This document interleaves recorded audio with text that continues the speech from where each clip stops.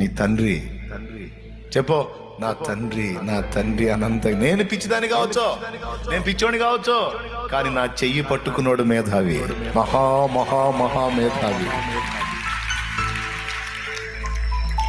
నేను వెర్రిదాన్ని కావచ్చు, వెర్రోడిని కావచ్చు, కానీ నా చెయ్యి పట్టుకొని నడిపిస్తున్నవాడు విశ్వానికి యజమాని. నేనేందో నాకు తెలుసు, ఆయన ఏందో కూడా నాకు తెలుసు. నేను బలహీనులని తెలుసు, కానీ నన్ను పిలిచి నా చేయి పట్టుకున్నవాడు బలవంతుడని తెలుసు. ఈరోజు ఇంత కఠినమైన పోరాటాల్లో, కఠినమైన శ్రమలో కూడా బ్రతికున్నానంటే ఏ ధైర్యమో తెలుసా? ఆయనే నా ధైర్యం, ఆయనే నా విశ్వాసం, ఆయనే నా నిరీక్షణ. ఏమండి, ఆనాడు వాళ్ళని శోధించడం కాదు, ఈరోజు నిన్ను నన్ను కూడా వాడంతే శోధిస్తాడు. మొట్టమొదటిది దేవుని ప్రేమను అనుమానించుట. ఇప్పుడు దేవుడు ఏం కోరుకున్నాడంటే, తోట చెట్లలో ఉన్న ప్రతి చెట్టు పండు మీరు తినండి. ఏమంటే ఎంతమంది లైన్లో ఉన్నారు? పక్కన వాళ్ళు కొంచెం పలకరిస్తారా? చేతులు కలిపి వందనాలు చెప్పండి, ప్రైజ్ ది లార్డ్ అని చెప్పండి. రైట్. ఇంకా నాకు వెళ్ళి చూడండి, ఈ ఎన్నేళ్ళు సరిగ్గా చూసి చెప్పండి.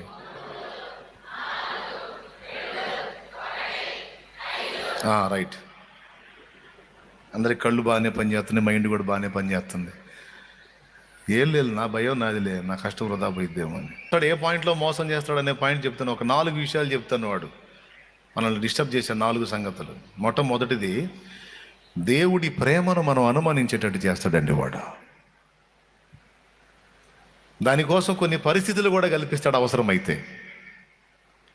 కొన్ని ఇబ్బందులు, కొన్ని శ్రమలు, కొన్ని సమస్యలు, కొన్ని బాధలు, కొన్ని ఇరుకులు, కొన్ని ఇబ్బందులు, కొన్ని ప్రతికూలమైన పరిస్థితులు నీకు ఏర్పడేటట్టు చేస్తాడు వాడు.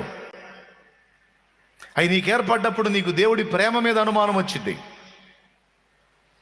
అసలు నిజంగా దేవుడు నన్ను ప్రేమిస్తున్నాడా? దేవుడు నిజంగా నన్ను ప్రేమిస్తే నాకు ఈ పరిస్థితులు ఎందుకు? నా జీవితంలో ఇలాంటి పరిస్థితులు ఎందుకు అనుమతించాలి? ఇలా ఎందుకు చేయాలి? నన్ను ఇలా ఎందుకు మార్చేయాలి? నా పరిస్థితులు ఇలా ఎందుకు దిగజార్చాలి? దేవుడికి కూడా నా మీద జాలి లేదు, దేవుడికి కూడా నా మీద దయ లేదు. ఏందో నేనేదో తిప్పలు పడుతున్నాను, కానీ దేవుడు కూడా తన్నేవాడికి వరం ఎత్తాడు, నాలాంటి వాడికి ఈడు. కొంతమంది ఫీలింగ్ లోకస్తులు మాటలిని. మీరు ఎంతమంది చెబుతారండి, నాకు 100% విశ్వాసం ఉందన్న దేవుడు నన్ను ప్రేమిస్తున్నాడని నాకు సందేహం లేదన్న వాళ్ళు చేతులు ఎత్తండి.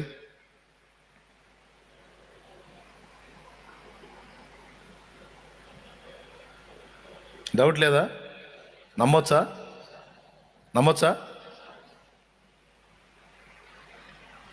మరి అట్టయితే నేను అడిగిందని సమాధానం చెప్పండి. నీకు ఎదురైనటువంటి ప్రతికూల పరిస్థితులను బట్టి ఏనాడు ఒక్కసారి కూడా నువ్వు సనగలేదా? ఫీల్ అవ్వలేదా? బాధపడలేదా? చెప్పు నాకు. ఫీల్ అయ్యానన్నా అంటే చెయ్యొచ్చు. మరి ఇందాక పెద్ద అచంచల విశ్వాసులకు బిల్డప్ ఇచ్చారేంది? అదే నాకు డౌట్ వచ్చింది ఇందాక మీరు డింగిమని చేతులు ఎత్తితే. నేను సైతమే కొన్నిసార్లు డిస్టర్బ్ అయ్యా. భయమ్మో, నేనే డిస్టర్బ్ అయ్యాను, వీళ్ళు ఇంత బలంగా ఉన్నారని నాకు ఆశ్చర్యం వేసి,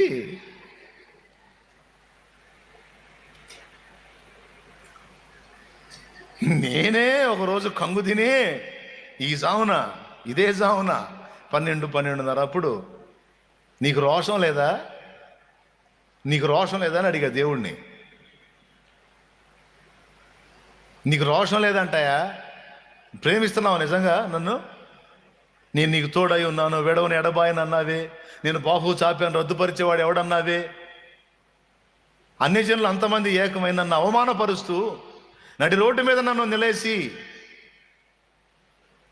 అన్యాయంగా నా విషయమై మాట్లాడి పోలీస్ స్టేషన్ గేటు వరకు నన్ను నడిపించినప్పుడు నీకు రోషం లేదా?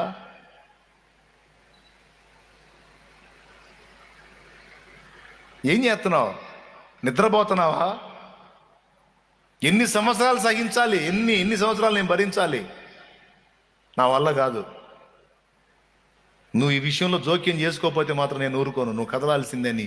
ఓ అబ్బో, ఎన్ని సణుగుల్లో మహానుభావుడు పూర్ణమైన ఓరిమితో సహించాడు నన్ను.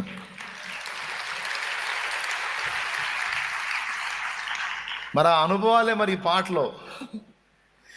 పలు విధములుగా నిన్ను విసిగించిన నన్ను సహించితివే, పూర్ణ ఓరిమితో నన్ను భరించి భుజమున మోసితివే. పలు విధములుగా నిన్ను విసిగించిన నన్ను భరించితివే,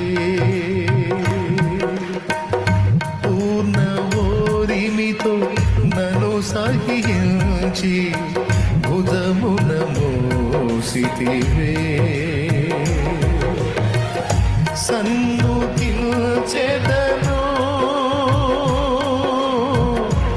ఊపిరున్నంత వరకు, విశ్రమించను నేను నిన్ను చేరేంత వరకు, నిన్ను చేరేంత వరకు. ప్రియులారా, నన్ను కోపడలా. ఆ రాత్రి నేను అన్న మాటలకి నన్ను లాగి తన్నా లెక్క ప్రకారం. ఎవడ్రా విధవా, ఇన్ని సంవత్సరాల నుంచి నన్ను వెంబడిస్తా, నాతో నడుస్తా, పనికిమాలిన మాటలు మాట్లాడతా, పనికిమాలినోడని లాగి ఒకటి బీకాల్సింది నన్ను ఆ రాత్రి నేను మాట్లాడిన మాటలకి.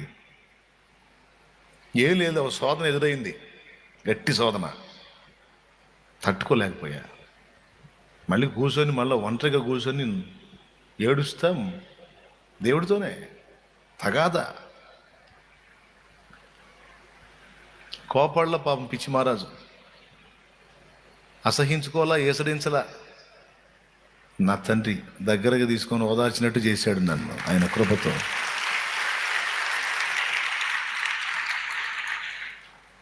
ఎన్నోసార్లు నా కన్నీళ్లు తుడిచాడు ఆయన.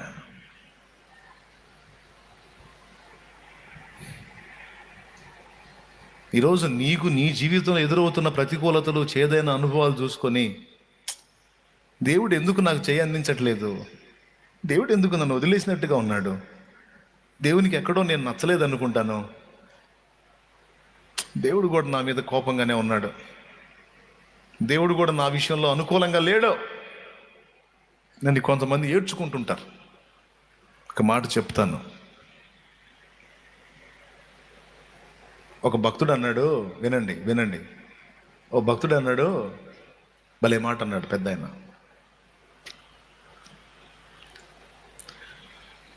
మన గురించి తెలియక కొంతమంది మనల్ని ద్వేషిస్తారట, అలాగే మన గురించి తెలియక కొంతమందిని మనల్ని ప్రేమిస్తారట కొంతమంది. మనమేంటో తెలిస్తే మనల్ని ప్రేమించే వాళ్ళు ద్వేషిస్తారు. మనమేంటో తెలిస్తే కొంతమంది మనల్ని తెలియక ద్వేషిస్తున్నారు చూడు, వాళ్ళకి మనమేందో తెలిస్తే వాళ్ళు మనల్ని ప్రేమిస్తారట. నేను చెప్పింది ఏమైనా అర్థమైందా మీకు? కొంతమంది తెలియక, మనమేంటో తెలియక ద్వేషిస్తారు, కొంతమంది మనమేంటో తెలియక ప్రేమిస్తారు. మనల్ని ప్రేమించే వాళ్ళకి మనమేంటో తెలిస్తే ద్వేషించవచ్చు, అలాగే మనల్ని ద్వేషించే వాళ్ళకి మనమేంటో తెలిస్తే ప్రేమించవచ్చు. తెలియక పాపం ద్వేషించేవాడు ద్వేషిస్తున్నాడు, ప్రేమించేవాడు ప్రేమిస్తున్నాడు. కానీ 100కు 100% మనమేంటో తెలిసి కూడా, మనం ఎంత అసహ్యులమో బలహీనమో తెలిసి కూడా మనల్ని ప్రేమించిన వాడు ఒకే ఒక్కడు, ప్రభువైన యేసుక్రీస్తు. భలే మాట కదా.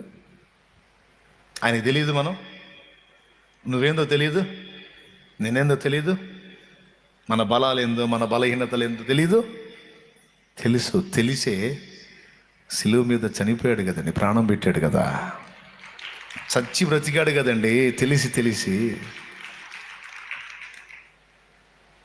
ఏం చూసి? బలవంతులమని కాదు, బలహీనులమనే. అందుకే భక్తులు పాడారు, యేసు నన్ను ప్రేమించినావు,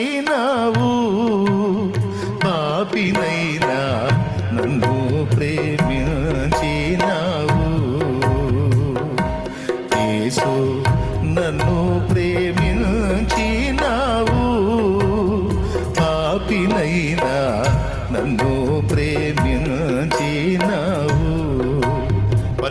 ఎవరైనా నన్ను ప్రేమించే వాళ్ళ? పాపినైనా నన్ను ఏమండి, అడ్డదిడ్డమైన పాపాల్లో బతుకుతుంటేనే నిన్ను ప్రేమించి ప్రాణం పెట్టినోడు ఈరోజు ఆ అడ్డదిడ్డమైన బతుకు వదిలిపెట్టి మారు మనసు పొంది బాప్తిస్మం పొంది విశ్వాసివయ్యి దేవుని బిడ్డవయ్యి దేవుని మార్గంలోకి వచ్చి దేవునితో నడుస్తుంటే ఈరోజు నిన్ను వదిలిపెడతాడా?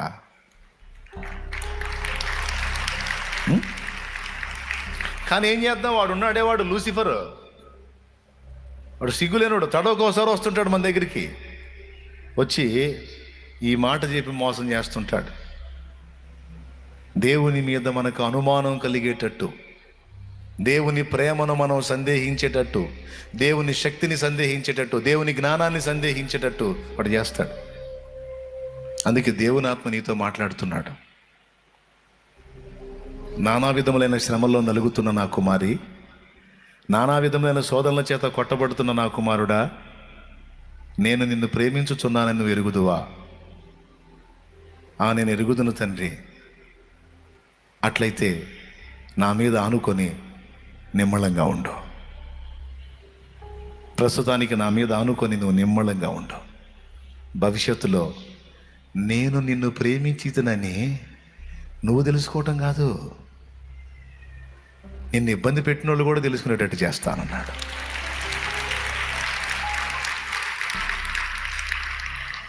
ప్రకటన గ్రంథము ఒకసారి చూసుకోండి కావాలంటే. నేను నిన్ను ప్రేమించితనని 3వ అధ్యాయం చూడండి. ప్రకటన గ్రంథము 3వ అధ్యాయము 9వ వచనం. చదువు. యూదులు కాకయే తాము యూదులమని అబద్ధమాడు సాతాను సమాజపు వారిని రప్పించేతను. వారు వచ్చి నీ పాదముల ఎదుట పడి నమస్కారము చేసి, ఇదిగో నేను నిన్ను ప్రేమించితనని తెలుసుకున్నట్లు చేసేదను. అది నానా విధముల చేత శోధనల చేత నానా విధములైన శ్రమల చేత కొట్టబడుతున్న నా కుమారి, నానా విధమైన శ్రమల చేత కొట్టబడుతున్న నా కుమారుడా, నాకు ఒక్క మాట చెప్పు, నువ్వు నేను నిన్ను ప్రేమించుచున్నానని నువ్వు నమ్ముచున్నావా? అయ్యా నేను నమ్ముతున్నాను అన్నోళ్ళు చేతులు ఎత్తండి. అయ్యా నేను విశ్వసిస్తున్నానయ్యా, నువ్వు నన్ను ప్రేమిస్తున్నావు. నన్ను కాక ఎవరిని ప్రేమిస్తావయ్యా? నువ్వు నన్ను ప్రేమిస్తున్నావు. సరిగా చేతులు ఎత్తాలే. ఇదేంది? నేను 2 చేతులు ఎత్తుతా, నాకు డౌట్ లేదు. దేవునికి స్తోత్రం కలుగును గాక. నాకు డౌట్ లేదు. ఈ మాట నువ్వు దేవునితో చెప్తున్నావు ఈరోజు. నా తండ్రి, నువ్వు నన్ను ప్రేమిస్తున్నావు. అది కూడా సామాన్యంగా నీ ప్రాణము పెట్టునంతగా నన్ను ప్రేమిస్తున్నావు. ఎంతగా ప్రేమిస్తున్నావు? నీ ప్రాణము నా కొరకు ధారపోయినంతగా నన్ను ప్రేమిస్తున్నావు. నాకు తెలుసా సంగతి. దేవునికి మహిమ కలుగును గాక అని నువ్వు అనగలిగితే అప్పుడు ఆయన నీకు ఇచ్చే సమాధానం ఏంటంటే, నేను ప్రేమించితను నువ్వు నమ్ముతున్నావుగా, ఓకే, అట్లయితే నా మీద ఆనుకో. నా మీద ఆనుకొని నిమ్మళంగా ఉండు. నీకు చేదైన అనుభవాలు ఉన్నాయని నాకు తెలుసు. నీకు ప్రతికూలతలో నడుస్తున్నావని నాకు తెలుసు. నువ్వు ఇరుకులో ఉన్నావని నాకు తెలుసు. నలిగిపోతున్నావని కూడా నాకు తెలుసు. కానీ నేను నిన్ను ప్రేమించుతానని గుర్తెరిగావుగా. నిమ్మళంగా ఉండు, నా మీద ఆనుకో. నేను నిన్ను ప్రేమించితనని నీకు అర్థమైద్ది. ఈనాటి నీ స్థితిని బట్టి నిన్ను తృణీకరించుచున్న వారికి కూడా నేను నిన్ను ప్రేమించితనని వాళ్ళు సహా గుర్తెరిగేటట్టు, వాళ్ళకి సహా అర్థమయ్యేటట్టు నేను చేస్తా. వాళ్ళు తెలుసుకునేటట్లు నేను చేస్తా అని ఆయన మాట్లాడుతున్నాడు. వాడొచ్చేమో నీ పని అయిపోయింది, నీ చరిత్ర క్లోజ్ అయిపోతుంది, ఏది దేవుడు ఉంటే ఏది, దేవుని కార్యం ఏది, ఏది ఏది ఎక్కడ ఏంది, ఏందో నీ భ్రమ అని వాడు అంటుంటాడు. వాడు వాడు వాడు పిలవని పేరంటానికి వచ్చే సిగ్గుమాలినోడు వాడు వస్తుంటాడు. వాడు సిగ్నల్స్ పంపుతా ఉంటాడు. అప్పుడు నీ సమాధానం ఏంటి? శత్రువా తొలగో, నా తండ్రి నన్ను ప్రేమిస్తున్నాడు, నేను ఆయన మీద ఆనుకున్నాను. ఇంకొంతకాలం సమయం తర్వాత నా దేవుని కార్యాలు నేను చూస్తాను. నా దేవుడే నాకు మాట ఇచ్చాడు, నేను నిన్ను ప్రేమించితనని నువ్వు తెలుసుకునేటట్టు చేస్తాను, నిన్ను ఎగతాళి చేసిన వారు సైతం తెలుసుకునేటట్టు చేస్తాను. నా దేవుడే నాకు వాగ్దానం ఇచ్చాడు, ఆయన నన్ను ప్రేమిస్తున్నాడు. నేను ఆయన ప్రేమను శంకించను. ఆయన నన్ను ప్రేమిస్తున్నాడు. ఇంకొకటి, మహాజ్ఞాని ఆయన. నేనంతా కాళ్ళ ముందు చూపు చూస్తా, నా ఫ్యూచర్ ప్లాన్ చేస్తాడు ఆయన. నాకు శాశ్వతంగా మేలు కలిగేటట్టు చేస్తాడు. మహాజ్ఞానే. నేను ఆయన చేత నడిపించబడుతున్నా, నాకు చింత లేదో. ప్రస్తుతం కొంచెం కాలం నాకు ఎదురైన ఈ తాత్కాలిక శ్రమలకు నేను భయపడను.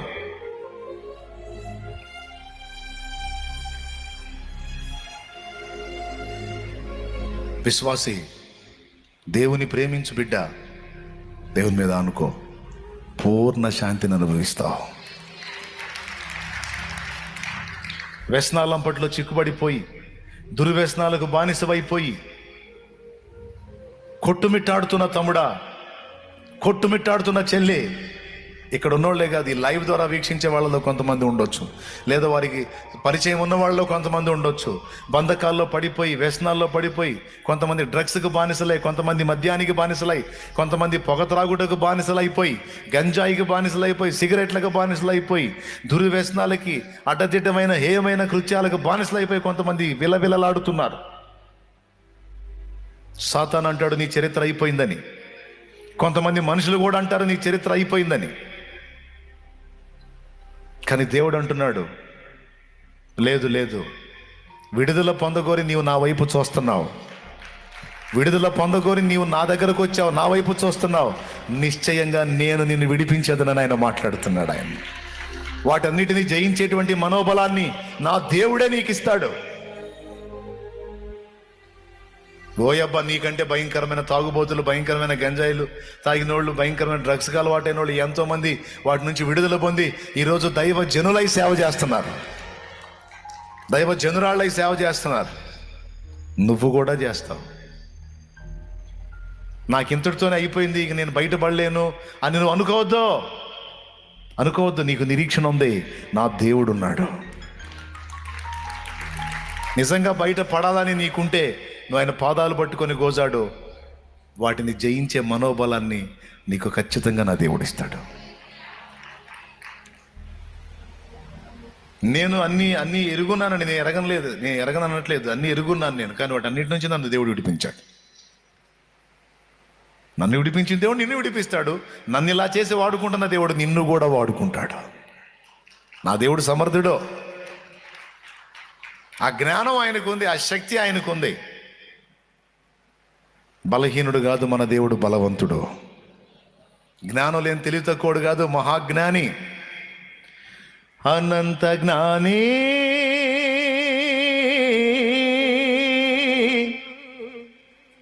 విశ్వానికి యజమాని, నా హృదయపు అభిమాని, నా జీవిత చుక్కాని నీవే. అనంత జ్ఞాని,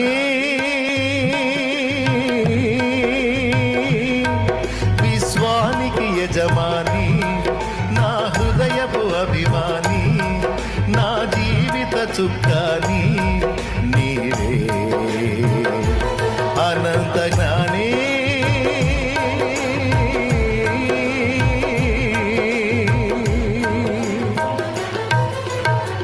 ఆమేన్. కాదా? అనంత జ్ఞాని కాదా? ఎవరైనా? నీ తండ్రి. చెప్పో, నా తండ్రి అనంత. నేను పిచ్చిదాన్ని కావచ్చు, నేను పిచ్చోని కావచ్చు, కానీ నా చెయ్యి పట్టుకున్నాడు మేధావి, మహా మేధావి. నేను వెర్రిదాన్ని కావచ్చు, వెర్రోడిని కావచ్చు, కానీ నా చెయ్యి పట్టుకొని నడిపిస్తున్నవాడు విశ్వానికి యజమాని. నేనేందో నాకు తెలుసు, ఆయన ఏందో కూడా నాకు తెలుసు. నేను బలహీనులని తెలుసు, కానీ నన్ను పిలిచి నా చేయి పట్టుకున్నవాడు బలవంతుడని తెలుసు. ఈరోజు ఇంత కఠినమైన పోరాటాల్లో, కఠినమైన శ్రమలో కూడా బ్రతికున్నానంటే ఏ ధైర్యమో తెలుసా? ఆయనే నా ధైర్యం. ఆయనే నా విశ్వాసం, ఆయనే నా నిరీక్షణ అని నువ్వు చెప్పాలి. తమ్ముడు విడిపిస్తాడు నేను, నా దేవుడు విడిపిస్తాడు. మనుషులు అన్నారు కదా, అరే నువ్వు బాగుపడవరా, నువ్వు మారవరా, నీ బతుకు అయిపోయిందిరా అని అంటారు కదా. వ్యసనాల్లో చిక్కుపడ్డ వాళ్ళకి చెప్తున్నాను నేను. నీ సొంత వాళ్ళు అని ఉంటారు, నీ ఫ్యామిలీ అని ఉంటారు, నీ కథ క్లోజ్రా, నీ చరిత్ర అయిపోయిందిరా, ఇంకెక్కడరా నువ్వు బాగుపడేదని అని ఉండొచ్చు. ఆఖరికి నీ మనసు నీకే చెప్తుండొచ్చు, అయిపోయింది, వ్యసనానికి బానిస అయిపోయావు, ఇంకా లేదు. కానీ ఈరోజు నీకు శుభవార్త, ప్రభు నీతో ఉన్నాడు, ఖచ్చితంగా నేను విడిపిస్తాడు ఆయన. ఆ బంధకాల్లోంచి బయటపడతావు, బాగుపడతావు, నువ్వు కూడా బాగుపడతావు, ఆశీర్వదించబడతావు, ఆశీర్వాద కారణంగా ఉంటావు. నువ్వు విడుదల పొందటమే కాదు, బందీలు అయిపోయిన అనేక మందిని బయటికి తీసుకొని రావటానికి నా దేవుడు నిన్ను వాడుకుంటాడు. ఆమేన్, ఆమేన్, ఆమేన్, ఆమేన్. దేవుడి ప్రేమని సందేహించేటట్టు, దేవుడి శక్తిని సందేహించేటట్టు, దేవుడి జ్ఞానాన్ని సందేహించేటట్టు వాడు మాయ చేస్తాడు. లెక్క చేయొద్దు. నేను ఊహించని కార్యాలు ఎన్నో చూశానండి నా లైఫ్లో. వాస్తవంగా ఈరోజు నేను ఈ అనుభవంలో నేను ఉన్నాను కదా, ఇది నాకు ఒక వింత, కానీ జరిగింది. ఇలాంటిది జరిగిద్ది, ఇలాంటి జీవితం ఒకటి ఉంటుందని కలలో కూడా ఊహించలా, కలలో కూడా అనుకోలా, కానీ జరిగింది, చేశాడు. అనేకులకు అప్పిచ్చేదో కానీ అప్పు చేయవు అన్నాడు. అసలు వీటిలోంచి బయటపడితే ఈ జన్మకు అంతే చాలనుకున్నా అప్పుల్లో, కానీ వాటి నుంచి బయట పడవేయటమే కాకుండా అనేక మందికి చేయి చాపిన వారికి పిడికిలి విప్పి ఇచ్చేటట్టు నా తండ్రి చేశాడు. ఈనాడే కాదు, నేను వర్క్ చేసే దినాల్లో సైతం వాగ్దానాన్ని నెరవేర్చి చూపించి తెచ్చాడు లైన్లోకి. చాలాసార్లు చెప్పాను నేను, అది ఎట్లా సాధ్యం? కొన్నిసార్లు ఇప్పుడు మీ సిచ్యువేషన్స్ చూస్తే పూర్తి డ్రై పొడిబారిపోయినట్టుగా అయిపోతాయి మీ పరిస్థితులు, అయి ఉంటాయి.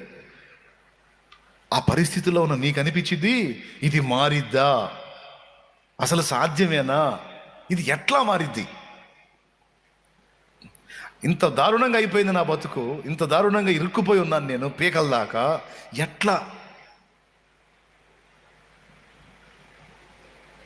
మొన్న కుటుంబం వచ్చారు, 6 కోట్ల రూపాయలకి మోసపోయామన్నాం మేము, 6 కోట్ల రూపాయల అప్పులో ఉన్నాం మేమని. నేను చెబుతున్నా, 60 కోట్లైనా అది యేసయ్యకు లెక్క కాదు. 60 కోట్లైనా అది యేసుకు లెక్క కాదు.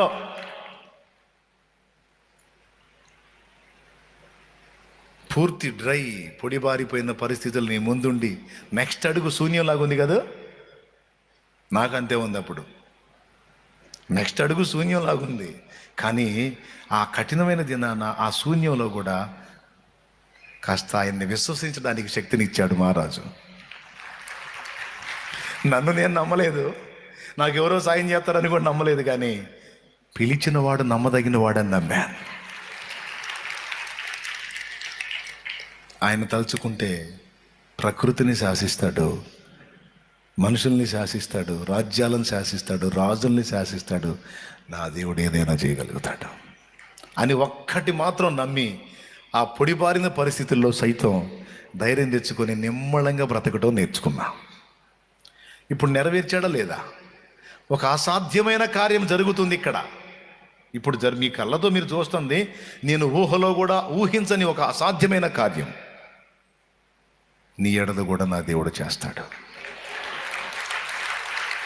విశ్వసిస్తే గట్టి కొట్టు, అనుమానం ఎందుకు కొట్టు, దేవుని మహిమార్థం కొట్టు, చాపడు కూడా మహిమపరచు దేవుడిని.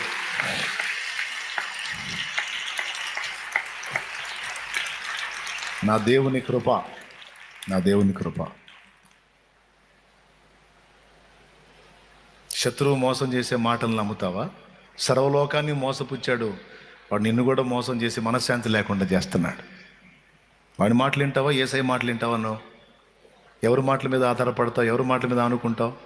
వాడి మాటలు వింటే ఉరేసుకోవాల్సి వచ్చింది, ఇకంతే, చావు తప్ప ఏం కనపడదు. కానీ యేసయ్య మాటలు వింటే సచ్చేవాడు కూడా బతుకుతాడు. చచ్చేవాడు కూడా బతుకుతాడు, అంత నిరీక్షణ ఉంది ఆయనలో. యేసయ్యా నా నిరీక్షణ ఆధారమా, నా నిరీక్షణ ఆధారమా, యేసయ్యా నా నిరీక్షణ ఆధారమా, నా నిరీక్షణ ఆధారమా.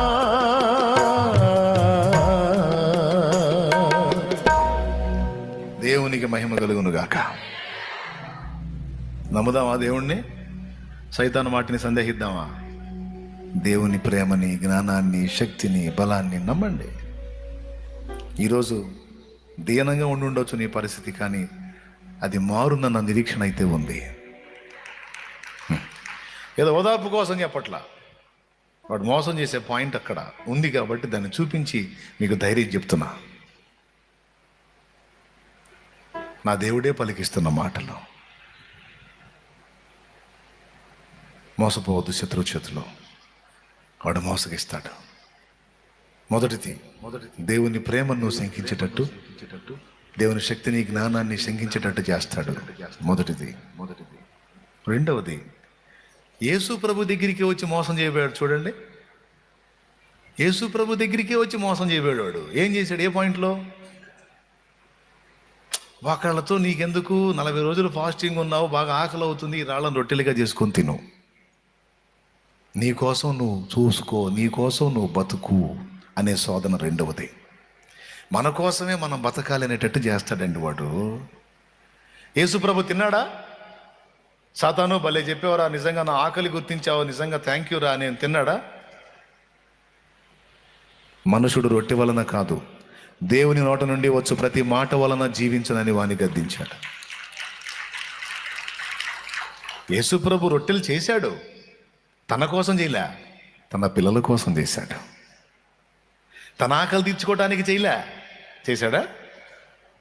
కానీ అక్కడ 5 రొట్టెలు 2 చేపలు వేలాది మందికి విరిచి పంచి కడుపులు నింపి నడిపించాడు నా తండ్రి.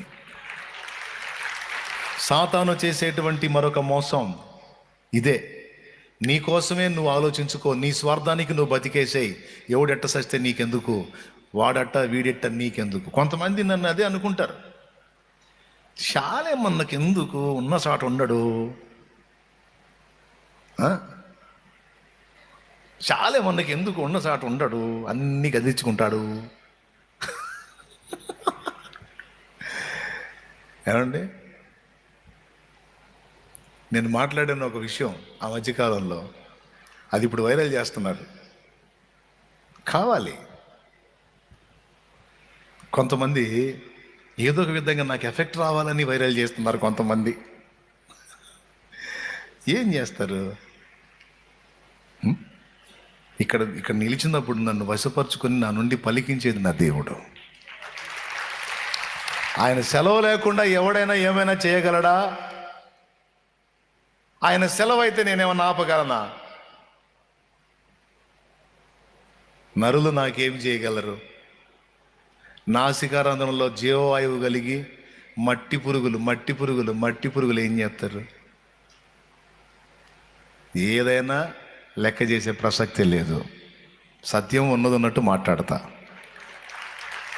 ఎవరు ఎన్ని కుట్రాలన్నా చేయని, ఏమైనా చేయని, నీ స్వార్థానికి నువ్వు బతికేయి, ఇతరులతో నీకు అనవసరం. ఇది దుష్టుడు చేసే కుట్ర. ఏమన్నా ఇంట్రెస్ట్గా వింటున్నారా? ఏమన్నా ఇబ్బందిగా ఉందా? లైన్గానే ఉందిగా మైండ్. అది లైన్ తప్పినప్పుడు చెప్పండి. యేసు ప్రభుని వాడు శోధించిన మొదటి శోధన, తన ప్రజల కోసం కాక తన కోసమే తను అద్భుతాలు వాడుకోవాలని ప్రేరేపించాడు. దేవుడిచ్చినటువంటి శక్తి, తండ్రి ఇచ్చినటువంటి శక్తిని రాళ్ళను రొట్టెలుగా చేసుకొని నువ్వు తిను. ఒక సత్క్రైస్తవుడిగా ఉన్నవాడు తన కోసం తను బ్రతకడు. నేను నా కోసం కాదు, నా ప్రభు కోసం అండ్ నా సమాజం కోసం. సామాజిక స్పృహ కలిగి ఉంటాడండి. సమాజానికి చెప్పాల్సింది చెప్పాలి, ఇవ్వాల్సిన హెచ్చరికలు ఇవ్వాలి. కరోనా భయంకరంగా విలయతాండవం చేస్తుంది. ఆ మధ్యకాలంలో కరోనా టైంలో దేవుడు ప్రేరణ కలిగించాడు. వ్యాధి తీవ్రత కొంత అయితే దాన్ని అదురుపోయి చచ్చిపోయే వాళ్ళు చాలామంది ఉన్నారా, కాబట్టి నువ్వు బలహీనత వచ్చి తగ్గిన వ్యక్తితో ఇంటర్వ్యూ చేసి అది పెట్టి అప్లోడ్ చేయమన్నాడు. మీరు కావాలంటే ఇప్పటికి కూడా నెట్ సెర్చ్ చేసుకొని చూసుకోండి. అప్పుడున్నటువంటి చాలామందిలో ఎవరు నోరు తెరిచి దాని గురించి మీరు భయపడ నిమిత్తం లేదు, ఇదిగో ఈ మనిషికి వచ్చింది తగ్గింది, ఈ మనిషి బతికే ఉంది, మీకు వచ్చినా తగ్గిద్ది, బతికే ఉంటారు, భయపడకండి అని వీడియో మీద వీడియో వాళ్ళని ఇంటర్వ్యూ చేయటం, అప్లోడ్ చేయటం. ఇప్పటికి కూడా కొంతమంది నాకు కలిసినప్పుడు ఆ కరోనా టైంలో నువ్వు అందించిన వీడియోల వల్ల బతికి బయటపడ్డావు, లేకపోతే అదురుపోయి సచ్చేవాడిని నేను, అదురుపోయి సచ్చేదాన్ని నేనని అంటున్నోళ్ళు ఇంకా అంటున్నోళ్ళు కూడా ఉన్నారు. నాకు భారం ఇచ్చాడు, ఎచ్చుల కోసం చెప్పట్లా. ఇది సమాజం డ్యామేజ్ అయ్యేటట్టుంది, చాలామంది అదురుపోయి చచ్చిపోయేటట్టున్నారు. మరి నేనేం చేయాలి? పాసిబిలిటీ ఉంది. నరసరావుపేటలో ఒక అక్కకు వచ్చింది. ఆమెతో ఫోన్లో ఆమెను అబ్జర్వ్ చేస్తూ, అక్క పాజిటివ్, మరి నెగిటివ్ వచ్చిందా అంటే, అయ్యా ఈ రోజుకి నెగిటివ్ వచ్చిందయ్యా, మొత్తం పూర్తిగా తగ్గిపోయింది, నాకేం కాలేదయ్యా. అక్క నేను ఫోన్ చేస్తాను, నువ్వు ఎట్లా నీకు తగ్గిందో మొత్తం వివరంగా చెబుతావా? చెప్తానయ్యా. ఓకే. ఆ ఫోన్ సంభాషణ రికార్డ్ చేసి అప్లోడ్ చేసి, నాయన అది విని ఎంతమంది కాపాడబడ్డారో. మరి చెప్పాలి, లేకపోతే సమాజం ఎఫెక్ట్ అయ్యే అవకాశం ఉంది. నా భారం అది. ఈ ఒక్క విషయమే కాదు, కొన్ని ముఖ్యమైన ప్రతి ఘట్టాల్లోనూ నోరు తెరిచి నేను అందించాల్సిన మాట నేను అందించాలి. నేనే కాదు, ప్రతి క్రైస్తవుడు స్పందించాలి. ఇది పద్ధతి. మరి ఈరోజు ప్రతి ఒక్కడు వచ్చి ఉరి మంగళం మీద పడ్డట్టు, ఎక్కడోడి ఆడోడు వచ్చి ప్రతి ఒక్కడు వచ్చి క్రైస్తవ్యం మీద పడుతున్నారు కదండి, క్రైస్తవుల మీద పడుతున్నారు కదా. ఇప్పుడు ఎవడన్నా ఫేమస్ అవ్వాలంటే చాలు, క్రైస్తవం తిడితే వాడు ఫేమస్. ఎవడన్నా గుర్తింపబడాలంటే చాలు, క్రిస్టియన్స్ని ఎగితే చాలు, వాడికి గుర్తింపుకు వచ్చేస్తుంది. ప్రతి ఒక్కడికి ఇది ఒకటి దొరికింది. పాప ఆయన ఒకడు ఉంటాడు, ఏం మాట్లాడు, పిచ్చి మహారాజు. ఎవరు? యేసయ్య.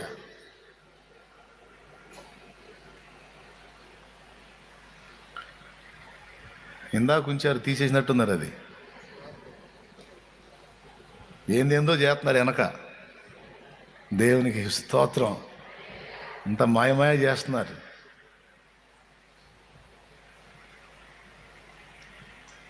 ప్రతి ఒక్కడు వచ్చి ఎవడన్నారని ఈరోజు అందరూ శత్రువులా చూస్తున్నారు. ఎవరిని? క్రైస్తవుల్ని. ప్రతి ఒక్కడు శత్రువులా చూస్తున్నారు, అందరూ శత్రువులా. ఎందుకురా బాబు?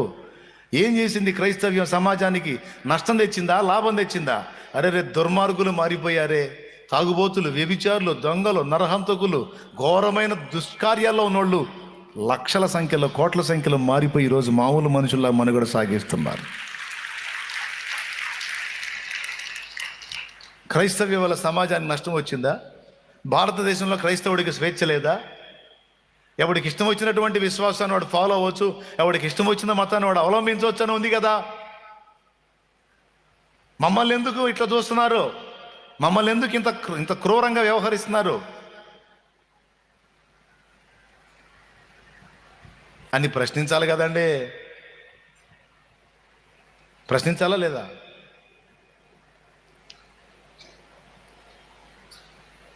ఒక ఊరు బయట పుట్టలో పాము ఉందంట. ఏంటిది? పుట్టలో పాము ఉందంట. అది పిల్ల జల్ల పెద్దోళ్ళు ఎవరన్నా దాని దగ్గరికి వస్తే బస్సు మళ్ళేసి కాటేస్తుందంట. కాటేస్తుంటే ప్రజలంతా ఆ పరిసరాలకు వెళ్ళటానికి భయపడుతున్నారంట.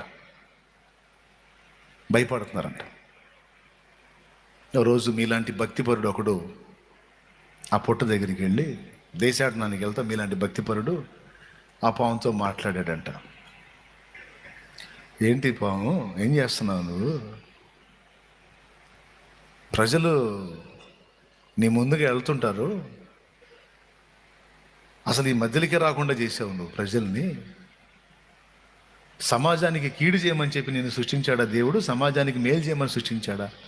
ఎందుకు సృష్టించాడు నేను? ఏం చేస్తున్నాను నువ్వు? నీ దగ్గరికి వచ్చిన వాళ్ళందరూ కాటేస్తున్నా. ఎంత డేంజర్ అది. చేయవా కాపని. సమాజానికి మేలు చేయడానికి నిన్ను సృష్టించాడు, కానీ సమాజానికి కీడు చేయడానికి కాదు నేను సృష్టించింది, జాగ్రత్త అని వార్నింగ్ ఇచ్చి వెళ్ళాడంట. సరే, భక్తుడు ఇట్ట అన్నాడు కదా అని ఇక అప్పటి నుంచి పాము ఇక అసలు ఏం మాట్లాడలే. అది ఎవరిని కరవట్లా. ఎవరిని కరవపోయేసరికి, ఎవరిని అది అంతగా పట్టించుకోపోయేసరికి ప్రతి ఒక్కడు వచ్చి రాళ్ళు వేస్తున్నాడు దాని మీద. ప్రతి ఒక్కడు వచ్చి రాళ్ళు వేస్తున్నాడు. దాని పుట్టలోకి పుల్లలు పెట్టి పొడిసి దాని ఒళ్ళంతా తూట్లు తూట్లు తూట్లు తూట్లు చేస్తున్నాడు. పచ్చడి పచ్చడి అయిపోయింది దాని ఒళ్ళు. చివరికి పడగ కూడా ఎత్తే పరిస్థితి లేదు దానికి. ఈ భక్తుడు, అదే మీలాంటి భక్తుడు పోయి మళ్ళీ రిటర్న్ వస్తున్నాడు. రిటర్న్ వస్తా పుట్ట దగ్గరికి వచ్చి ఏం సర్ప్రాజా, ఏం సంగతి అని పలకరించాడు పావుని. చాలాసేపు పిలిస్తే కానీ అది కొంచెం బయటికి అట్ట తలబెట్టింది. కొంచెం ఒళ్ళంతా పచ్చడి పచ్చడి పచ్చడి పచ్చడి ఉంది. ఏంటి ఇలాగ అయిపోయావంటే, నువ్వు చెప్పిన సలహా ఇట్ట అయింది నా గతి. మనుషులకి నువ్వు కీడు తల పెడుతున్నావు.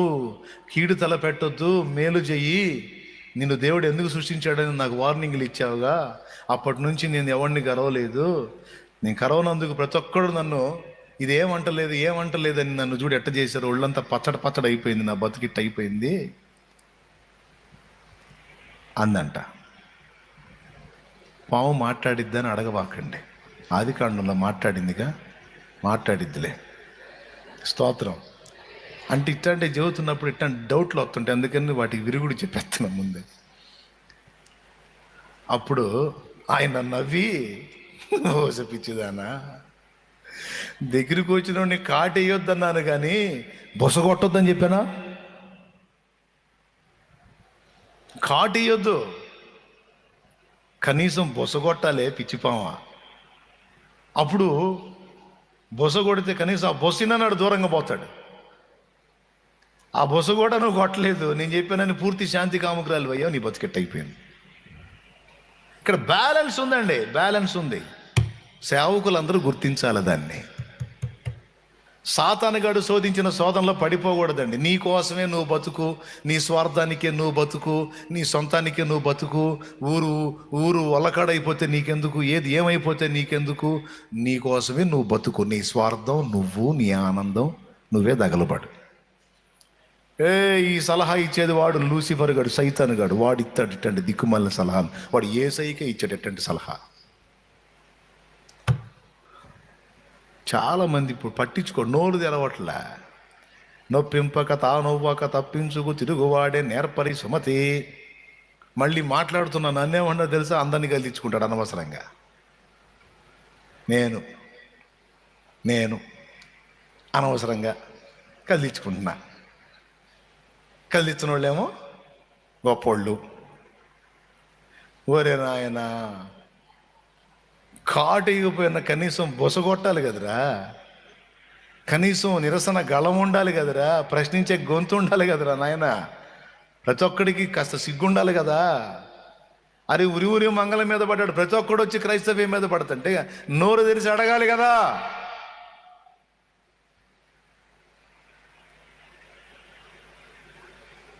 నేను నా సంఘం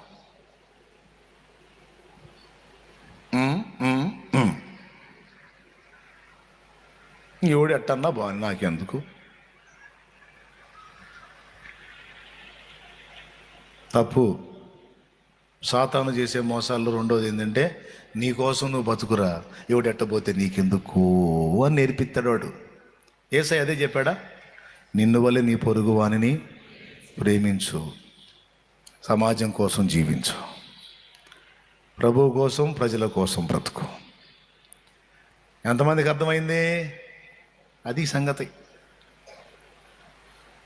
రెండో మోసం, మూడో మోసం అక్కడే ఉంది, ఏసై దగ్గరే ఉంది. దేవుణ్ణి శోధించేటట్టు చేస్తాడు. దేవుణ్ణి శోధించేటట్టు చేస్తాడు. నాలుగవదే లోకానికి సాగిలపడు. లోకానికి సాగిలపడు. వాడికి సాగిలపడమని పిలుస్తాడు. వాడు మోసం చేస్తాడండి. లోకాన్ని ముద్దు పెట్టుకో, బయలును ముద్దాడు. ఏలియా ఏమన్నాడు తెలుసా? రోషము గల వాడని నేను ఒక్కడనే నిలుచున్నాను ప్రభు అన్నాడు. అప్పుడు దేవుడు ఏమన్నాడు తెలుసా? నువ్వు ఒక్కడవే అనుకుంటున్నావా రోషగాడివి? బయలుకు మోకాళ్ళు ఉన్నకయు వాని ముద్దు పెట్టుకొనకయు నున్న 7,000 మంది ఇంకా ఇశ్రాయేల్లో నా కోసం ఉన్నారన్నాడు. దేవునికి మహిమ. ఏమన్నా అర్థమవుతుంది నేను చెప్పేది? మూడవది, దేవుణ్ణి శోధించేటట్టు నిన్ను ప్రేరేపిస్తాడు వాడు. అంటే శోధించడం అంటే తెలుసా? దేవుడు నిన్ను పరీక్షించడం కాదు, నువ్వు దేవుణ్ణి పరీక్షించేటట్టు నిన్ను రెచ్చగొడతాడు వాడు. కొంతమంది నా దగ్గరికి వచ్చి, మరే చర్చికి వస్తా కానీ మరి మీ దేవుణ్ణి చేయమను అదన్నమాట. మరే నేను వస్తాను కానీ, చర్చికి వస్తాను కానీ మరి నాకు ఇది చేయమను, నాకు ఇలా చేయమను, నాకు అలా చేయమను అంటుంటారు. అంటే వీళ్ళు దేవుడికి టెస్టులు పెడుతున్నారు అన్నమాట. దేవుడి దగ్గరికి వచ్చి మర్యాదగా అయ్యా ప్రభువా తండ్రి నాయన అని అడుకోవటం కాదు, దేవుడికి టెస్టులు. ఇది తగ్గితే అప్పుడు వస్తా, ఇది జరిగితే అప్పుడు చూస్తా. కొంతమంది నీతో మాట, నిజంగా నువ్వు అంత భక్తి గలదానివైతే మరి దేవుడు తగ్గించాలి కదా, దేవుడు బాగు చేయాలి కదా అంటే వీళ్ళు పోయి, ప్రభువా నిజంగా నువ్వు శక్తి గలవాడివైతే నాకు తగ్గాలి ప్రభువా. నేను చెప్పనా? అది తగ్గదు, ఇంకా డబుల్ అయింది. అసలు అదేం ప్రార్థన, నువ్వు శక్తి గలవాడివైతే ఇది తగ్గాలని? తప్పు. దేవుణ్ణి ఎప్పుడూ శోధించకూడదు. నువ్వు అన్నా అనకపోయినా ఆయన శక్తి గలవాడే. నువ్వు అన్నా అనకపోయినా, నువ్వు ఒప్పుకున్నా ఒప్పుకోకపోయినా ఆయన బలవంతుడే, ఆయన జీవం గలవాడే, ఆయన ప్రభావం కలిగిన వాడు. దేవుడికి పరీక్షలు పెట్టవాకు. కొంతమంది దేవుడికి టెస్టులు పెడుతుంటారు. అది దేవుణ్ణి శోధించటం అంటే. ఇది కూడా వాడు రేపే పనే.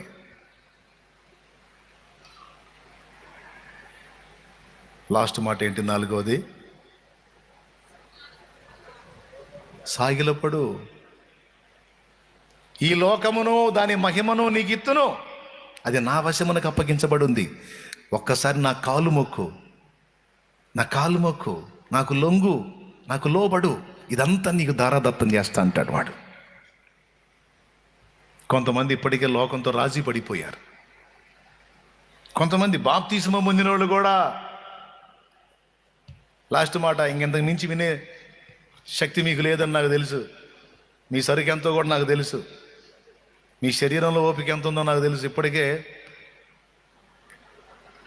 స్తోత్రం లాగుతున్నాయి కదా, చాలే. ఈ ఒక్క మొక్క వినండి, నేను ప్రార్థన చేస్తాను. ఈరోజు పెందలాడు వదిలేయాలనుకున్నాను.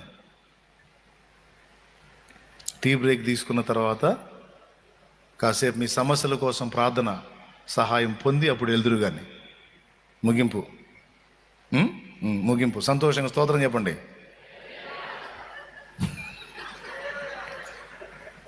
యథార్థవంతులు బయటపడ్డారు. హల్లెలూయా, అయ్యా కాపాడేవయ్యా.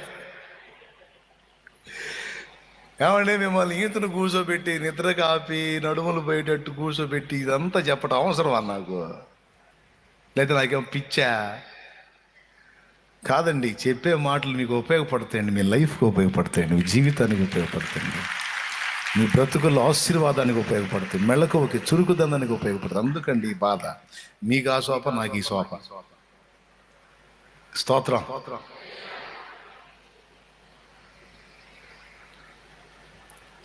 కొంతమందిని చూశాను నేను, లోకానికి సాష్టాంగపడి లోకానికి నమస్కరించి దాన్ని పొందుకోవాలని దేవుణ్ణి వదిలేశారు. ఒక అమ్మాయి ఒక అబ్బాయిని లవ్ చేసిందంట, బాప్తిస్మం పొందిన అమ్మాయి బాప్తిస్మం పొందిన అమ్మాయి అబ్బాయిని లవ్ చేసిందంట. వాడు పక్కా అన్యుడు, అస్సలు యేసుప్రభు అంటే ఒప్పుకోడు. ఇప్పుడు ఈ అమ్మాయి శోధించబడింది అనమాట. ఏసా అబ్బాయా, ఏసా అబ్బాయా, అబ్బాయి ఏసు, అబ్బాయి ఏసు, అబ్బాయి పోయింది ఉడుచుకొని. అంతే. మళ్ళీ లేకపోతే మామూలుగా నేను పచ్చిగా చెప్తున్నా కదా, యేసు ప్రభు వద్దు, అబ్బాయి నీకు పోవటమే, ఇద్దరు కలిసి పాతాళానికి పోవటమే. మళ్ళీ నాకు ఎప్పుడన్నా నాకు కనపడితే మార్చుకుంటానన్నయ్య, మార్చుకుందామని అని 2-3 సార్లు కనపడింది. ఈ మధ్యలో అసలు అడ్రస్ కూడా లేకుండా పోయింది. అయిపోయింది. ఎవరిని మార్చారో ఇప్పుడు నేను ఎరుగుదును. ఇప్పుడు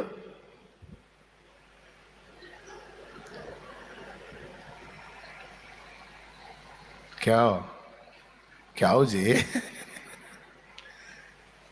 ఒకడేమో అమ్మాయి కోసం దేవుణ్ణి వదిలిపెడతాడు, ఒక ఆమె ఏమో అబ్బాయి కోసం వదిలిపెట్టిద్ది, ఒకళ్ళేమో పార్టీ కోసం వదిలిపెడతాడు, ఒకడేమో కులం కోసం వదిలిపెడతాడు, ఒకడేమో మతం కోసం వదిలిపెడతాడు, ఒక్కొక్కళ్ళేమో కబరస్థానంలో స్థలం, శ్మశానంలో స్థలం ఈయనని. ఏంది అటు చూశారు? నిజం. మరే మా వాళ్ళు సమాధులు దానిలో నీకు చోటు ఇవ్వమంటున్నారు అన్నయ్య, అందుకని ఎందుకైనా మా వాళ్ళు కావాలి కదా, అందుకని చచ్చిపోతే నీకు మంచం ఇవ్వమంటున్నారు, కబరస్థాన్లో చోటు ఇవ్వమంటున్నారు, అందుకని పోయి వాగులో కలిసావా? పో, ఇలాంటి వాళ్ళు పోవటమే మంచిదిలే, పో, ఎందుకు అటు ఇటుగా వాళ్ళు పో. లోకమంతా నన్ను వదిలినా నాకు యేసు చాలు అనుకునే రోషగాళ్ళు కావాలి. లోకానికి సాగిల పడను, లోకానికి సాష్టాంగ పడను. సాతానా పొమ్ము, నీ దేవుడైన ప్రభు, అద్వితీయ ప్రభు, ఆయనకు మొక్కి ఆయనకు మాత్రమే నమస్కరించవాలని ఉంది. రాజీ పడను. కొంతమంది యవనస్తులు పబ్బుల్లో కలిసిపోయారు, క్లబ్బుల్లో కలిసిపోయారు. భక్తులు పరిశుద్ధుల సాంగత్యంలో ఉన్నప్పుడు మంచి భక్తి, ఉద్యోగాన్వేషణలో ఏదైనా సిటీకి పోతారు, ఏదైనా టౌన్కి వెళ్తారు, అక్కడ తయారవుతారు దుష్ట సాంగత్యం. వాళ్ళతో కలిసిపోయి దేవుడు, భక్తి, ఆత్మీయత మొత్తాన్ని వదిలేసి సైతానుగాడికి నమస్కారమే కాదు వాడి కాళ్ళు బీసుకుతా. ఎవరి కాళ్ళు? సైతానా, నమస్కారం ఏంది సైతానా, నువ్వు పండుకో సైతానా, నీకు పాద సేవ చేస్తా. సైతానుగాడి కాళ్ళు బీసుకుతున్నారు కొంతమంది పోయి. భక్తులు కలిసిపోయారు. మోసగిస్తాడు వాడు తుచ్చమైన లోకం, మాయ లోకం, రంగురంగుల లోకాన్ని ఆకర్షణీయంగా చూపించి ఇది నీకు ముఖ్యం అని వాడు నీ మనసుని అటు తిప్పుతాను ట్రై చేస్తాడు. ఎన్ని ఆకర్షణలు ఎదురైనా ప్రభు మీద నుండి తన ఆత్మను తొలగించుకోవద్దు. ప్రభు మీద నుండి మీ ఆత్మను తొలగించుకోకూడదు. నరులను ఆశ్రయించి శరీరం తనకు ఆధారం చేసుకొని యెహోవా మీద నుండి తన ఆత్మను తొలగించుకున్నవాడు శాపగ్రస్తుడు. యెహోవా మీద నుండి తన హృదయమును తొలగించుకున్నవాడు శాపగ్రస్తుడు. దేవునికి స్తోత్రం. ఏమర్థమైంది ఇప్పుడు నేను చెప్పిన దానిలో? కొంతమంది సేవను వదిలేశారు, కొంతమంది పరిచర్యను వదిలేశారు, కొంతమంది భక్తిని వదిలేశారు, కొంతమంది పవిత్రతను వదిలేశారు, కొంతమంది ప్రభువునే వదిలేశారు. కొంపదీసి మీలో ఎవరన్నా అట్లాంటి వాళ్ళు ఉన్నారేమో, జాగ్రత్త పడండి. భవిష్యత్తులో అలాంటి సోదరులు నీకు ఎదురైతాయేమో, జాగ్రత్త పడు. ప్రాణమైన వదలాలి, ప్రభువుని మాత్రం వదలకూడదు.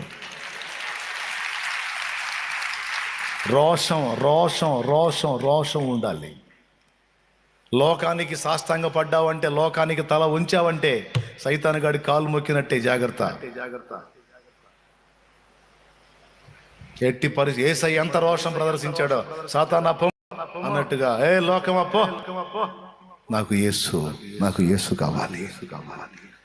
వాళ్ళు భక్తిహీనులు అవటం చూసా, అందుకే చెప్తున్నా. రెండు ఫస్ట్ది మనల్ని మోసం చేసేది ఎవరు? మనుషులు. రెండవది మోసం చేసేది ఎవరు? సాతాను. వాడు ఎన్ని రకాలుగా మోసం చేస్తాడు? 4 రకాలు చెప్పా. మొదటిది దేవుని ప్రేమను శంకించేటట్టు. రెండవది నీకోసం నువ్వు బతికేటట్టు. ఎవడు ఎట్టపోతే నీకెందుకు, బతికేసే నీకోసం నువ్వే, నీ స్వార్థానికి బతుకు అంటాడు. మూడవది దేవుణ్ణి శోధించో. నాలుగవది నా కాలు మొక్కు.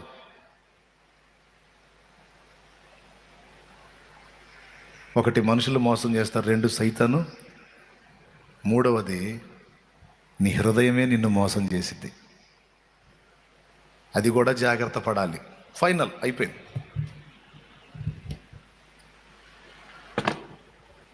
నీ హృదయమే నిన్ను మోసం చేసింది. ఎక్కడుంది? బైబిల్లో ఉందా? అరే స్పష్టంగా ఉంది సార్, చూడండి ఒకసారి. హృదయం అన్నిటికంటే మోసకరమైనది, అది ఘోరమైన వ్యాధి గలది. ఇందాక చెప్పిన దగ్గరే ఉంటుంది. ఇర్మియా గ్రంథం ఏ 17వ అధ్యాయం 9వ వచనం. హృదయము అన్నిటికంటే మోసకరమైనది, అది ఘోరమైన వ్యాధి గలది, దాన్ని గ్రహింపగలవాడెవడు? చూసారా? మూడో మాట ఇది. మొదటిది మనుషులు మోసగిస్తారు, రెండు శత్రువైన సైతాను మోసగిస్తాడు, మూడు మన హృదయమే మనల్ని మోసం చేసింది. అది ఎలా చేసిందో తెలుసా? ఇప్పుడు అది కూడా చెప్తా. ఇప్పుడు చాలామంది యూట్యూబర్స్ ఉన్నారు. యూట్యూబర్స్ మనం దేవుని పనే చేస్తున్నాం కదా అని దేవుడు వాక్యం మాట్లాడినప్పుడు వాక్యం విని మారు మనసు పొంది పశ్చాత్తాపడి ప్రార్థన చేసుకొని జీవితాన్ని దిద్దుకొని దేవునికి దగ్గర కాకుండా, ఇప్పుడు నేను వాక్యం చెప్పాను అనుకో, లేకపోతే ఎవరన్నా దైవజనులు ఏదన్నా వాక్యాలు చెప్పారనుకో, వాటిని కటింగులు చేయటం, యూట్యూబ్లో అప్లోడ్ చేయటం, ఈ పూటకి ఇందులో పాస్టర్ల మినహాయింపు లేదు, విశ్వాసుల మినహాయింపు లేదు. ఒకళ్ళని చూసి ఒకళ్ళు ఈరోజు అందరూ యూట్యూబర్లు అయ్యారు. అదే పిచ్చి.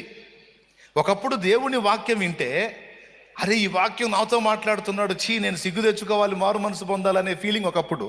ఇప్పుడేమో అరే భలే పాయింట్, నేను అప్లోడ్ చేయాలి యూట్యూబ్లో. ఇది కానీ అప్లోడ్ చేస్తే పెద్ద వ్యూస్ వస్తాయి. ఇప్పుడు సబ్స్క్రైబ్ కావాలి, వ్యూస్ కావాలి.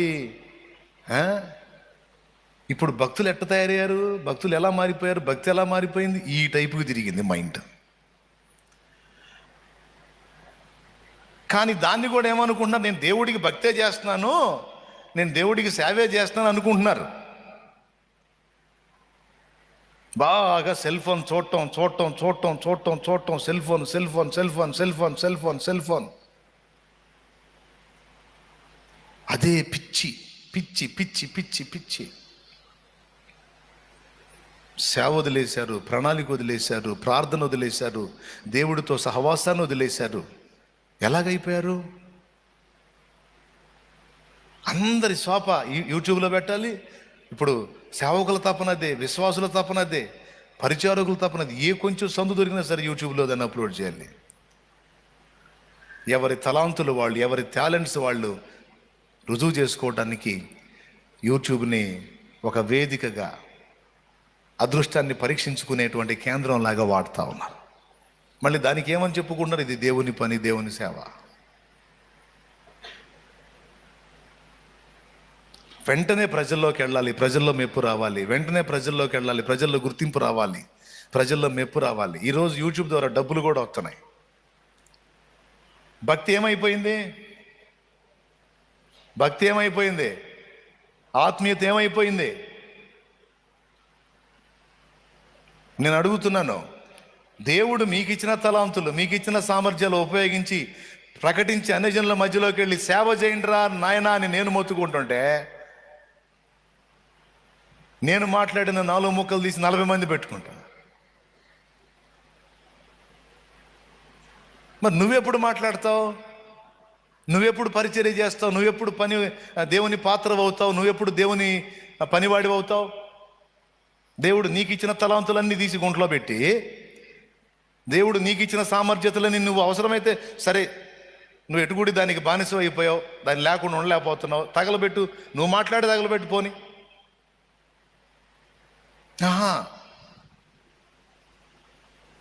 వాళ్ళేం మాట్లాడారు, వాళ్ళే 4 మాటలు తీసుకొని అప్లోడ్ చేయటం. కడుపు మండిపోతుంది.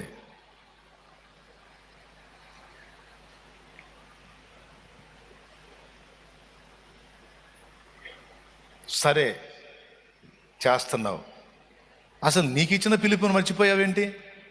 నీకు ఇచ్చిన దర్శనాన్ని మర్చిపోయావేంటి? నీకు ఇచ్చిన భారాన్ని మర్చిపోయావేంటి? నీ ధ్యానం ఏది? నీ ప్రకటన ఏది? నీ భక్తి ఏది? నీ ఆత్మీయత ఏది?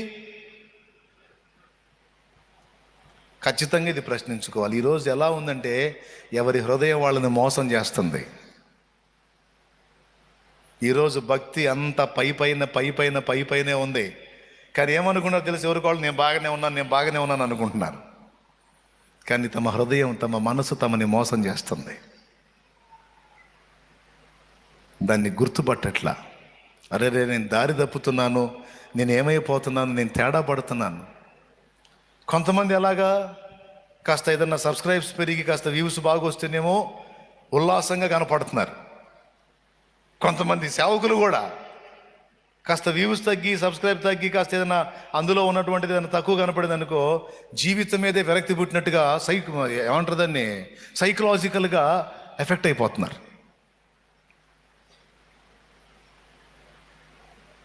ఏందది? పరిచర్య మీద పెట్టాలి, సంఘ విస్తరణ మీద పెట్టాలి. యూట్యూబ్లో అప్లోడ్ చేసేది ఎక్కువ మంది చూస్తేనేమి, తక్కువ మంది చూస్తేనేమి, దానివల్ల ప్రయోజనం ఏమి? అది మనం తిరిగి ప్రకటించి అనేక ప్రాంతాలకి సంఘాలు స్థాపించి, అనేక ప్రాంతాలు అన్యజనుల మధ్యలోనికి బిడ్డల్ని సిద్ధపరిచి పంపించి పరిచర్య ఉజ్జీవాన్ని ఎట్ట చూడాలి కదా. ఇప్పుడు అందరి పిచ్చి ఎట్లుందంటే అంతా యూట్యూబ్లోనే జరుగుతుంది. దేవుడి కృపను బట్టి అప్పటి నుంచి ఇప్పుడు దాకా దాన్ని అంతగా పట్టించుకోవాలా. సంఘం మీదే దృష్టి పెట్టాం, సంఘాల మీద దృష్టి పెట్టాం. చాలా ప్లస్ అయింది, అది చాలా ప్రయోజనకరమైంది, చాలా ఉపయోగమైంది. పెరిగినప్పుడు పొంగింది లేదు, తరిగినప్పుడు ఏడిచింది లేదు, కృంగింది లేదు. అసలు లెక్కలో పెట్టుకోవాలా. ఈరోజు భక్తి ఎట్లా అయిపోయిందంటే అంత పైపైన. ఇది మన హృదయం మనల్ని మోసం చేయటం. ఒకప్పటి భక్తి, ఆత్మీయత ఏది కొన్ని సంవత్సరాలకు ముందు మన పెద్దోళ్ళు లైన్లో ఉన్నప్పుడు ఆ ఆత్మీయత, ఆ భక్తి, ఆ ప్రార్థన, ఆ ఏకాంతం, ఆ దేవుడితో గడుపుకోవటం, ఆ పరిశుద్ధాత్మను పొందుకోవటం, ఆ కృపా వరాలతో నింపబడటం, ఆత్మఫలం ఫలించటం, బైబిల్ ధ్యానం, అనేక సంగతులు కూర్చున్నటువంటి జ్ఞానం, ఈ ప్రశ్నే లేదు ఈరోజు. కొంతమంది అయితే అసలు చర్చిలకు పోవటమేమో అనుకున్నారు. నేను చెప్పేది నిజం. సెల్ ఫోన్ అందుబాటులోకి వచ్చిందాక కొంతమంది అసలు చర్చికి పోవటమేమో అనుకున్నారు. కొంతమంది కూటాలకు పోవటమో అనుకున్నారు. ఏం కాదు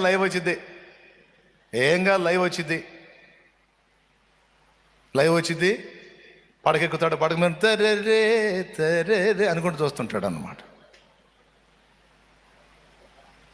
అట్లా దగలబడింది భక్తి. నెలకోసారి కొన్ని సంఘాలు నెలకోసారి ఎత్తారు ప్రభు వల్ల, అప్పుడు గ్యాదర్ అవుతారు పోయి. ఆ నెలకొక్కసారి మాత్రం కళ ఆడుతూ ఉంటుంది. మిగిలిన 3 వారాలు 7 బాడు సరిగ్గా బారు. ఏం భక్తి అది? దేవుడి కృపను బట్టి మనకు ఆ సమస్య లేదు. వారం ప్రభు బల్ల ఉంటుంది. ఎట్టి పరిస్థితి వచ్చినట్టు బల్లకి రావాల్సిందే, వారం రావాల్సిందే, పరీక్ష చేసుకోవాల్సిందే, మారు మనసు దిద్దుకోవాల్సిందే, బల్లలో చేయాల్సిందే. వారం రావాల్సిందే చచ్చినట్టు. కొన్ని సంఘాలు నెలకు అలవాటు చేశారు. ఆ నెలకు మాత్రం కనపడతారు, ఇక మిగిలిన 3 వారాలు కనపడరు. అంత నాజూకు భక్తి, అంత ఆర్టిఫిషియల్ అంటారే, అట్లా అయిపోయింది. ఎంతమంది ఒప్పుకుంటారండి? నేను చెప్పేది నిజమా కాదా? ఎంతమంది అంగీకరిస్తారు? చేతులు ఎత్తండి. కరెక్టే బ్రదర్ అని. మరి మారు మనసు పొందాలా లేదా? ఎంతకాలం మోసం చేసుకుందాం మనల్ని మనం? మనుషుడా మోసపోవద్దు, దేవుడు వెక్కిరింపబడ్డాడు. నువ్వు ఏం విత్తుతావో ఆ పంటనే కోస్తావని. ప్రభు రాకడ దగ్గర అయ్యే కొద్ది అనేక మందిలో భక్తి చల్లారిపోతుంది. మనకు ముందు సంవత్సరాల్లో ఉన్నటువంటి, గడిచిన సంవత్సరాల్లో భక్తులు వాళ్ళు ఉన్నప్పుడు ఉన్న ఆత్మీయత ఈరోజు కరువైపోతుందండి.